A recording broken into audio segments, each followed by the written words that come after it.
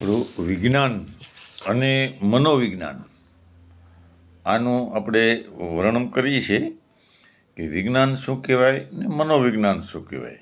એટલે આપણા બાળક ભણવા બેઠું હોય ને પછી એને એકડા શીખવાડવામાં આવે એટલે એ જે ગણતરી કરવા બે કે ભાઈ 61, 62, 63 એમ 65 એટલે એ રીતે એ જે ઠ મૂકેલો હોય છે શબ્દનો એ એનું વર્તુળ હોય છે. આપણે સીડીની કેમ રેલિંગ પકડતા પકડતા ઉછાવીએ જેમ દશકને ઊંચું લઈ જવાનું માટેનું એને આપણે મનોવૈજ્ઞાનિક કહેવામાં આવે છે કે આપણા જીવનને આગળ લઈ જવા માટે આપણને ઉપયોગી કરે છે.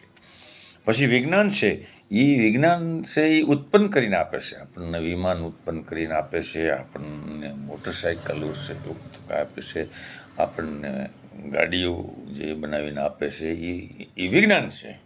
અને મંત્ર છે એ આપણી મેમરીમાં કોઈ શંકાને કારણે ડગી જાય મેમરીનું એટલે એ જે મંત્ર છે મંત્રથી એ આ મગજની મેમરીને સ્થિર કરવાનો પ્રયોગ કહેવાય.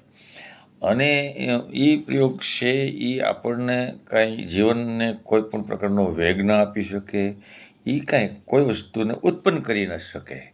આ આપણા મગજને શાંત કરી શકે કેમ કે એ પ્રયોગ છે, એનું કામ કરે.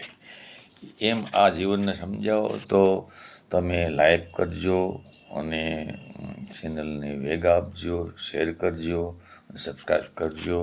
અને જરૂર તમે તમને યોગ લાગે, તમારા મગજમાં યોગ લાગે એવું તમે કોમેન્ટમાં લખી આપજો. જરૂર લાઈક